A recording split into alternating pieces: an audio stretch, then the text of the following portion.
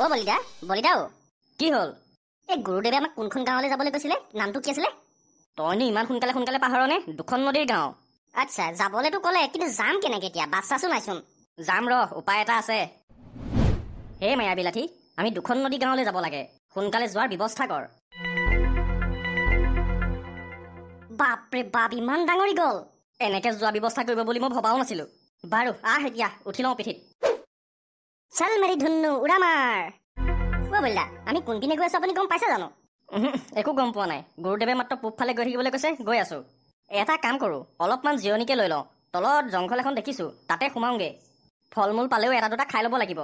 পেটটোৱে কিবা গুৰগাৰ গুৰগাৰ কৰি আছে। অ বলিদা, ভোকেহে লাগিছে। পেটটো মোৰো কিবা গুৰগা গুৰগা কৰি আছে। বল তেতিয়াহ'লে তললৈ বল। এই জংঘলখন আমাৰ চিনাকি নহয়, গতিকে অলপমান সাৱধানে থাকিবি গুণীয়া। যি আজ্ঞা বলিদা, আপোনাৰ বিনা অনুমতিত মই একোৱেই নকৰো। মই তোক ভালকে চিনি পাওঁ শুন। এতিয়া বৈ কিবা এটা খাবৰ কাৰণে ব্যৱস্থা কৰো। বলক বলক। তইতো একো এটা খাবলৈও নাই অ। ইমান ডাঙৰ জংঘলখনত ফল মূল এটাও নাইনে? তাকেহে দেই, পেটৰ ভিতৰত নিগনিয়ে ইফালৰ পৰা সিফালে দৌৰি ফুৰিছে। আপোনাৰ লগত আহিলে সেইটো প্ৰব্লেম আছেই। কি হ'ল কি হ'ল? একো নাই কোৱা। খাবলৈ নাপালো নাই বোলো, অকণমান আৰামকে কৰি লওক গছজোপা তলতে। তোমালোকৰ বহুত ভাগৰ লাগিছে যেন পাইছো। অ বলিদা, গছজোপাইচোন কথা কৈছে। তাকেহে। ভয় নকৰিবা। আহা অলপমান জিৰাই লোৱা, ভাগৰটো মাৰি লোৱা। বাপৰে বাপ, ইয়াতচোন গছেও কথা কয়। এইখন এখন মায়াবী জংঘল। এইখনত যিকোনো কাম হ'ব পাৰে। তোমালোক ইয়াত নতুন যেন পাইছো, সেইকাৰণে চাগে তোমালোকে নাজানা এই জংঘলৰ কথা। আমি ইয়াত নতুনেই হয় বাৰু। হেৰি, আমি আকৌ জনা নাছিলো দেই এইখন মায়াবী জংঘল বুলি। একো নাই, এতিয়া অলপ ভাগৰ মাৰি লোৱাহি আহা। নাই দাদা, হেৰি দাদা মানে এতিয়া কিনো বুলি মাতো জানো মই, গছকনো এতিয়া কি বুলি মাতে মই কেনেকে জানো বাৰু? বলিদা, যি ক'বলগীয়া আছে কওক, মই হ'লে একো পাত্তাই পোৱা নাই কি বুলি মাতো। নাই জিৰণি চিৰণি নলওঁ দিয়ক। আমাৰ হাতত মানে সময়ো বহুত কম আছে। তাতে আপোনাৰ কথা শুনি পেলাই আমাৰ মানে ভাগৰো মৰি গ'ল। হয় নেকি? মই দুখিত। মই তোমালোকক ভয় খুৱাই দিলো। নাই, আপুনি দূষিত নহয়, দূষিত আমিহে। বাৰু, তোমালোকৰ ওচৰত সময় কম বুলি যে ক'লা, তোমালোকনো ইয়ালৈ কি কামত আহিছিলা? আচলতে আমি এখন গাঁও বিচাৰি ফুৰিছো। গাঁও? কি নাম গাঁওখনৰ? দুখন নদীৰ গাঁও। দুখন নদীৰ গাঁও? কিন্তু তোমালোক তালৈ কেলে যোৱা? এইটো বহুত দীঘলীয়া কাহিনী। আচলতে তাত আমি হিৰিম্বা নামৰ মানুহ এজনক লগ কৰিবলৈ যাওঁ। তেওঁহে বোলে গম পায় হেনো সপোনৰ দুনীয়া ক'ত আছে। তেওঁক লগ কৰি আমি সপোনৰ দুনীয়াত যাম।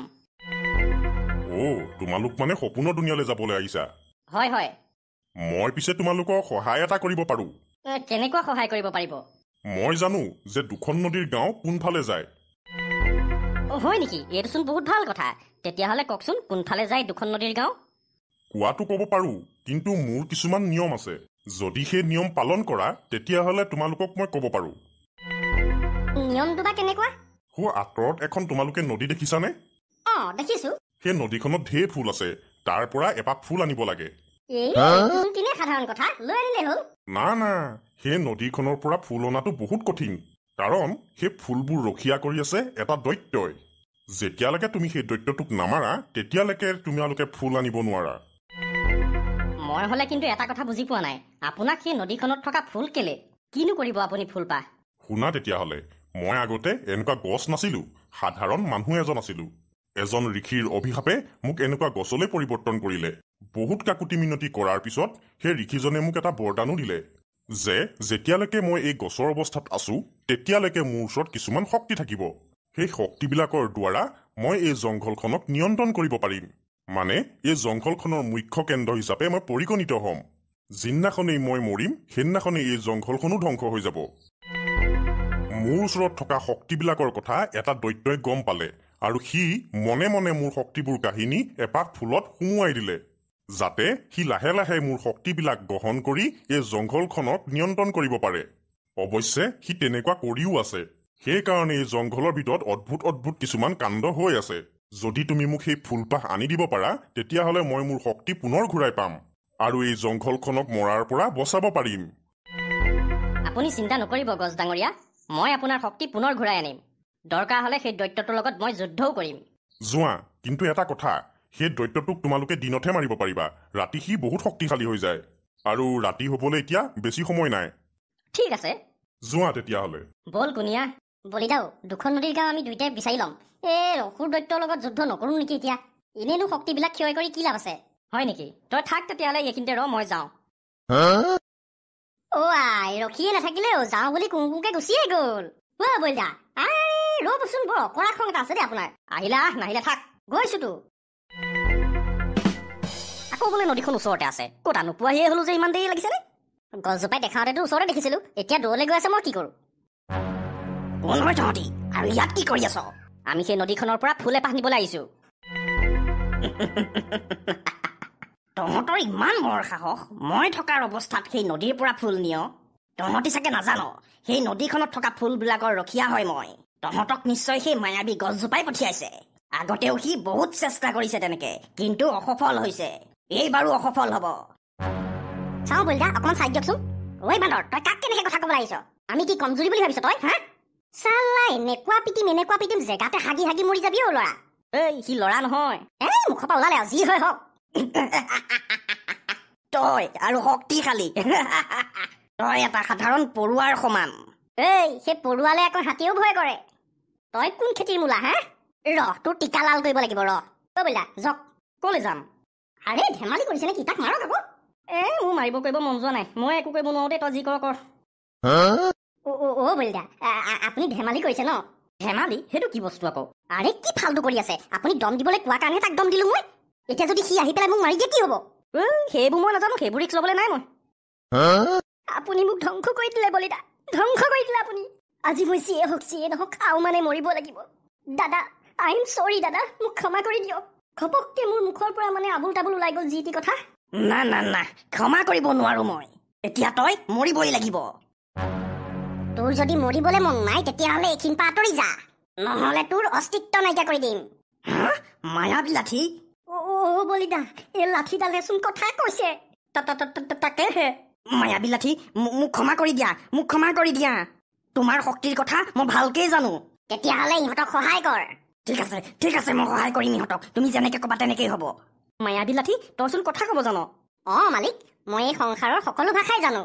মালিক আপুনি চিন্তা নকৰিব, আপোনাৰ লগত যেতিয়ালৈকে মই আছো আপোনাৰ একো ক্ষতি হ'বলৈ নিদিওঁ। এই দৈত্যটোক আগতে মই ঘুগুলকে পিটি থৈছো, সেইকাৰণে ই মোলৈ ভয় কৰে। ই শক্তিৰ কথা জানে মোৰ। তোৰ কাৰণে এটা প্ৰশ্ন আছে মায়াবী লাঠি। সোধক মালিক। তোৰ মালিক হিচাপে তইনো মোক কিয় বাছি ললি? মালিক, মই যেতিয়া প্ৰথম শক্তি পাইছিলো তেতিয়া মই বহুত অহংকাৰী হৈ গৈছিলো। সেই অহংকাৰৰ চাজা মই বহুত বেয়াকে পালো। ভগৱানে মোক সাওপাত দিলে যে মই সকলো শক্তি মোৰ হেৰুৱাই পেলাম, এডাল সাধাৰণ লাখুটি হৈ পৰিম মই। তেতিয়া মই ভাবিলো যদি মোৰ ওচৰত কোনো শক্তিয়ে নাথাকে তেতিয়াহ'লে মইতো কোনো কামৰেই নহয়। ভগৱানক মই বহুত কাকুতি মিনতি কৰিলো, বহুত যুগান্ত ধৰি তপস্যা কৰিলো। এদিন ভগৱানে আহি মোক দৰ্শন দিলে আৰু ক'লে এদিন এজন মানুহ আহিব যিজনে মোক ধাৰণ কৰিব পাৰিব, মোৰ শক্তিখিনিক বুজি পাব, আৰু সেই মানুহজন সঁচা মনৰ হ'ব আৰু সত্যৰ পথত থাকিব। সেই মানুহজনৰ বাহিৰে বেলেগ কোনেও মোক উঠাব নোৱাৰিব। মানে আপুনি সেই মানুহজন। সেইকাৰণে মই আপোনাৰ ৰখীয়া হিচাপে আছো। এই জনমতটো মই আপোনাৰ লগতে থাকিম আৰু আপোনাক ৰক্ষা কৰি থাকিম। মালিক এতিয়া মই যাওঁ, যেতিয়াই আপুনি মোক স্মৰণ কৰিব তেতিয়াই মই আপোনাৰ সন্মুখত থাকিম। ঠিক আছে, আপুনি মোক ক্ষমা কৰি দিব ডাঙৰীয়া। ঠিক আছে, তোক বাৰু মই ক্ষমা কৰি দিলো, কিন্তু তই মোক ফুল এপাহ আনি দিব লাগিব। নাই মই আনিব নোৱাৰিম, আপুনি নিজেই ল'বগে লাগিব। সেই নদীখনত বহুত ফুল আছে, সেই ফুলবিলাকৰ মাজৰ পৰা সঠিক ফুলপাহ আপুনি নিজেই বিচাৰি উলিয়াব লাগিব। যদি কেনেবাকে আপুনি বেলেগ এপাহ ফুল আনিবলৈ যায় তেতিয়াহ'লে তাতে আপোনাৰ মৃত্যু হ'ব। ঠিক আছে তেতিয়াহ'লে। এতিয়াহে জমিলেচোন। ইমান সোপা ফুলৰ মাজত অৰিজিনেল গুণপা কেনেকে গম পাম? এতিয়া কি কৰো? যেনেকে তেনেকে যি টি ফুলো চুই দিব নোৱাৰি, চুই দিলে আকৌ মৰি যাম বুলিও কৈছে নহয়। সেই সমস্যা মানে কৈছো নহয়, সমস্যা এটা দুটা নহয়। গম পালো। কি গম পালে বলিদা? অৰিজিনেল ফুল কোনপা গম পাই গলো। কেনেকে? চা, ইয়াততো ঢেৰ ফুল আছে, এই গোটেই ফুলবিলাকৰ ভিতৰত এপাহ ফুলতহে মৌ মাখিকেইটা আহি বহিছেহি। মানে এই ফুলপাহৰ বাহিৰে বাকী যিমান ফুল আছে গোটেইবিলাক বিষাক্ত ফুল। মাথা কিন্তু মানিছো দেই আপোনাৰ। মই ফুলপাহ ছিঙি আনো। বল এতিয়া।